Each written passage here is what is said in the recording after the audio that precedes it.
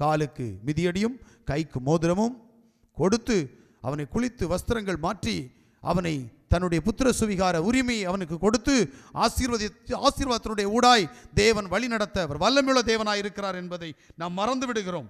அதே போல் உங்களுக்கு தெரியும், லூக்கா 15வது அதிகாரத்தில் 8லேருந்து 10 வரைக்கும் நம்ம வாசித்தோம் அப்படின்னா காணாமல் போன காசை குறித்து சொல்கிறார். அங்கே காணாமல் போன காசை பெருக்கி எடுத்து அது உரியவரிடத்தில் கொடுக்கப்படுகிறது.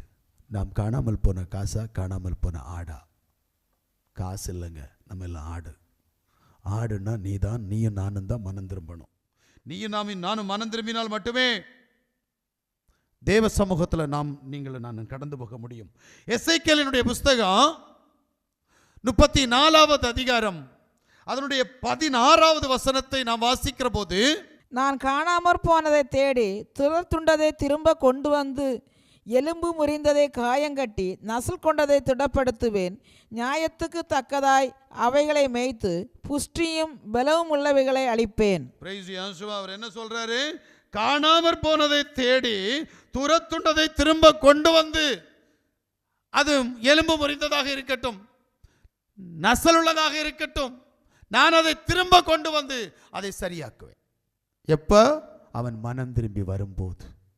அப்ப யாசுவா எனப்பட்ட இயேசு இந்த பூமியில எதற்காக வந்தார் என்று சொன்னால்,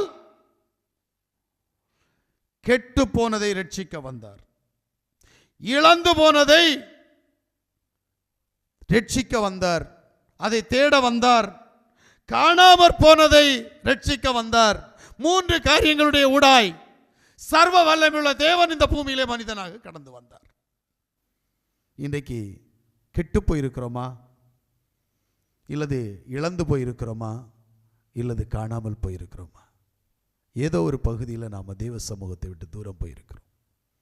மறுபடி மனம் திரும்பி நாம் தேவ சமூகத்திலே கடந்து போகிற போது அவர் நம்மை ரட்சிக்க வல்லமையுள்ள தேவனாயிருக்கிறார். ஏனென்றால் பிள்ளைகள் மாம்சத்தையும் இரத்தத்தையும் உடையவர்களாக இருக்கிறபடியினால் அவரும் அவர்களைப் போல மாம்சமும் இரத்தமும் உடையவராய் கடந்து வந்து அந்த பிள்ளைகளை, கெட்டு போனவர்களையும் இழந்து போனவர்களையும் காணாமல் போனவர்களையும் ரட்சிக்கும்படியாக யாவாகிய யாசுவா இந்த பூமியிலே கடந்து வந்து அவர்களுக்கு விடுதலை கொடுக்க, அவர்களுக்கு நித்திய ஜீவனை கொடுக்க, அவர்களை ஆசீர்வதிக்க, அவர்களை சமாதானத்தோடு நடத்த பரலோகத்தின் தேவன் போதுமானவராயிருந்து இம்மட்டும் நடத்தி கொண்டிருக்கிறார். நாம் ஒவ்வொருவரும் மனம் திரும்பி ரட்சிப்பின் அனுபவத்தினுடைய ஊடாய் நித்திய ஜீவனை சுதந்திரித்துக் கொள்வதற்கு நாம் ஒப்பு கொடுப்போம்.